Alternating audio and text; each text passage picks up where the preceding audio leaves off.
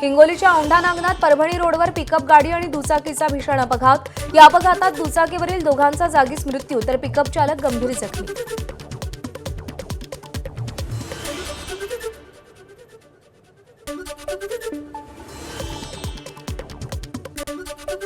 गोंदियात 6 वर्षीय बालकाला ठार करणारा नरभक्षी बिबट्या अखेर जेरबंद। मनमिफकाची मोरगाव अर्जुनीच्या धाबे टेकडी परिसरात कारवाई। 10 एप्रिलला त्यानं बालकाचा जीव घेतला होता।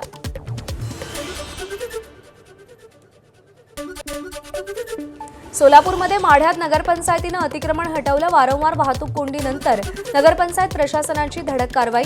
मुख्याधिकारी नेहा कंठे यांनी धडक कारवाई राबवली। किल्ले रायगडावरील प्री वेडिंग शूट प्रकरणी महाड पोलीस ठाण्यात तिघांविरोधात कारवाई।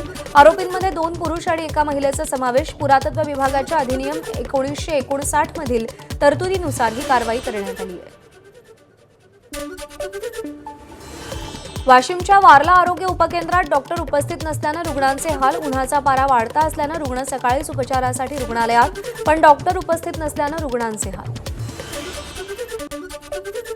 हिंगोलीत उष्माघाताचा पहिला बळी। हिंगोली बस स्थानकावरती 30 वर्षीय व्यक्तीचा मृतदेह आढळला। वैद्यकीय तपासणीत उष्माघातानं मृत्यू झाल्याची नोंद। शेख रफीक शेख उस्मान असं मृत तरुणाचं नाव। पुण्यात आज आणि उद्या उष्णतेच्या लाटेचा अंदाज। तापमानाचा पारा 42 अंशांवर जाण्याची शक्यता। दुपारच्या वेळी काम नसल्यास बाहेर पडू नका, हवामान खात्याचं आवाहन।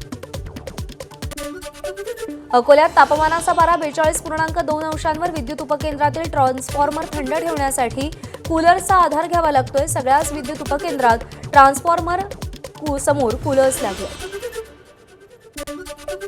धुळ्यात तापमानाचा पारा 41 अंशांवर। उन्हामुळे मातीतील ओलावा झपाट्यानं कमी होत असल्यानं कोवळी केळी रोपं करपण्याची भीती। यावर उपाय म्हणून शेतकऱ्यांकडून क्रॉप कव्हरचा वापर, मात्र त्याच्या अतिरिक्त खर्चाचा शेतकऱ्यांवर भार। अवकाळी पावसाने झोडपून काढले। येणारा तोंडातला घास हा हिरवून घेतला। त्यानंतर आम्ही जेमतेम आमच्या पाठीचा कणा मोडून ताठ होत नाही तोवर या निसर्गाने परत उन्हाचा ह्या झळ दिला। अतितीव्रतेमुळे आम्ही हे केळी पीक लावलेलं आहे। केळी पिकाला वाचवण्यासाठी आम्ही क्रॉप कोर लावून त्याला वाचवण्याचा प्रयत्न करतो आणि शेतकरी पिकं वाचवण्यासाठी अतोनात खर्च करतोय आणि त्या मनाने त्याला भाव भेटत नाही। शेतकऱ्याचा भाव हा मातीमोल जातोय। गोंदियाच्या अर्जुनी मोरगाव तालुक्यातील बोळदे कवठा शेतशिवारात हत्तींचा धुमाकूळ।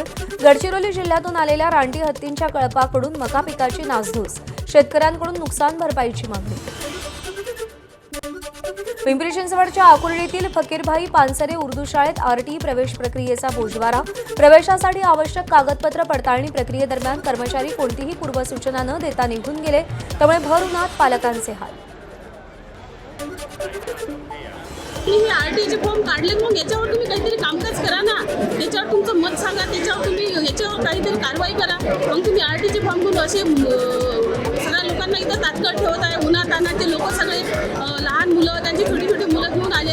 आम्ही आमचं कंपनीचं कामकाज सोडून इथं मुलांच्या भवितव्यासाठी इथं उपाय, मग तुम्ही करत काय आहात? आम्हाला एकतर टोकनची स्थिती यादी किती ते किती झालेली आहे कंप्लीट, त्याची काही माहिती त्यांनी दिलेली नाही आहे। आणि जे व्हेरिफिकेशनसाठी आलेत त्यांचं व्हेरिफिकेशनही सुरू झालेलं नाही आहे। पहिली यादी लावली त्यांनी, आज त्यांना 15 तारीख देण्यात आलेली होती की तुम्ही या, पण त्यांनी अजूनही आल्यानंतर कामाला सुरुवात केलेली नाही आहे आणि ते आले स्वतः गुपचूप आणि लगेच निघून गेले। कोणाला माहिती पडलं नाही की बाबा ते इथे आलेले आहेत। एबीपी माझा, उघडा डोळे बघा नीट।